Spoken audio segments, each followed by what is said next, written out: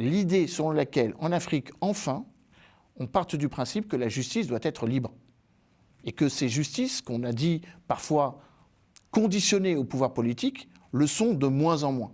Elles s'émancipent avec la mise en place, par exemple, des mécanismes de justice individuelle. On l'a vu avec la condamnation d'Hissène Habré, justement, à Dakar, où il a fallu sortir du Tchad pour qu'un ancien président tchadien soit condamné. Là, ça s'est passé à Nouakchott. Donc, avec l'idée selon laquelle, dans un pays qui est là aussi dans une fragilité, ou en tout cas dans une possible fragilisation de son processus démocratique, il n'y a pas eu d'attentat depuis 2009 sur le territoire mauritanien, mais il y a quand même des forces qui ont ou qui s'y tendent une tension particulière par rapport à la question sécuritaire. Il faut se féliciter qu'en Mauritanie, la normalité de la séparation des pouvoirs entre les deux pouvoirs exécutifs et législatifs et le pouvoir judiciaire de contrôle fonctionne.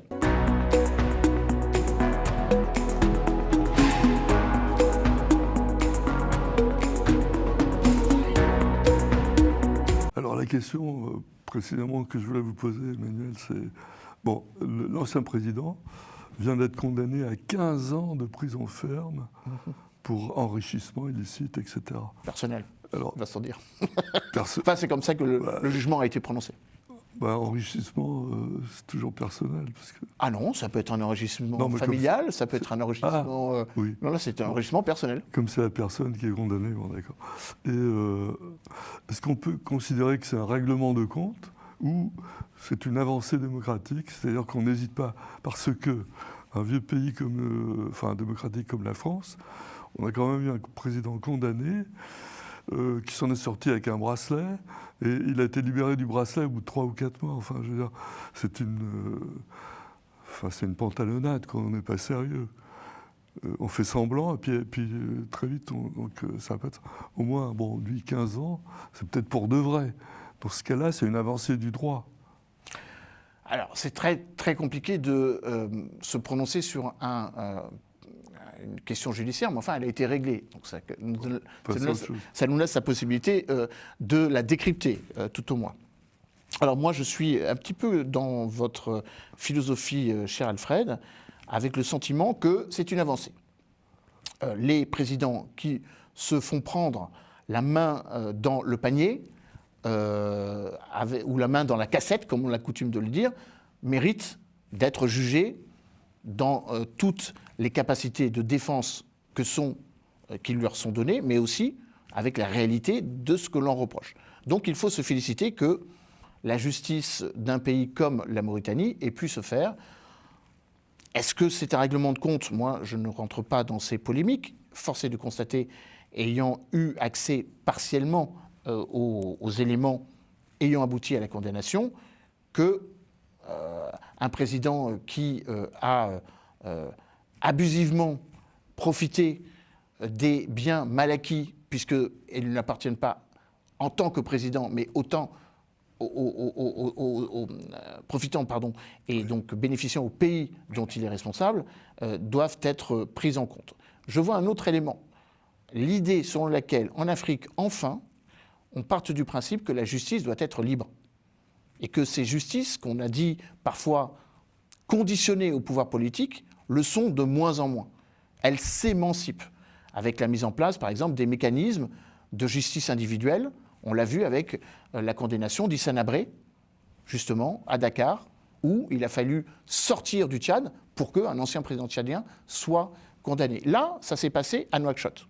Donc, avec l'idée selon laquelle, dans un pays qui est là aussi dans une fragilité, ou en tout cas dans une possible fragilisation de son processus démocratique, il n'y a pas eu d'attentat depuis 2009 sur le territoire mauritanien, mais il y a quand même des forces qui ont ou qui s'y tendent une tension particulière par rapport à la question sécuritaire.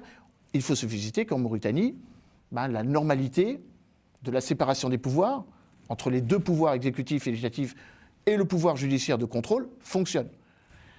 Est-ce que le président Ghazouani et le président Aziz avaient des comptes à rendre à s'opposer l'un à l'autre? Oui, bien sûr.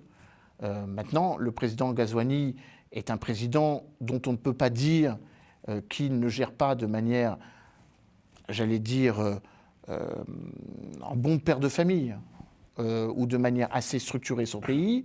Comme je disais, il n'y a pas eu d'attentat depuis maintenant plus de 15 ans. Il y a une politique d'attraction nouvelle en matière de développement touristique. Il y a la volonté d'être très ferme sur les droits miniers, puisqu'il y a eu un renforcement des droits miniers pour justement contrôler les entrants de ces immenses marchés que constituent l'exploitation offshore et l'exploitation minière, notamment les minerais critiques dans le sud de la Mauritanie. Et puis bien sûr, une logique de plus en plus apaisée avec le voisinage septentrional marocain et avec l'idée selon laquelle la Mauritanie veut retrouver un espace géopolitique qu'elle a un peu perdu. Car on oublie parfois abusivement que la Mauritanie n'appartient plus à aucune organisation.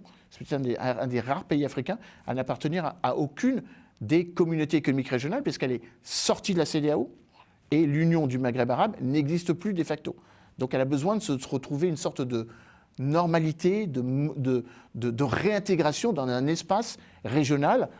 Les relations sont excellentes avec le Sénégal, elles s'améliorent avec le Maroc, elles ne se détériorent pas avec l'Algérie, et puis elles sont potentiellement salutaires pour les États du Sahel qui ont besoin de se désenclaver. Donc en gros, tout ce qui peut faire cohésion en Mauritanie est bienvenu, justement pour éviter des failles sécuritaires ou des carences démocratiques qui pourraient bénéficier à des groupes armés terroristes qui sont agissants à la frontière, et notamment avec la frontière avec le Mali.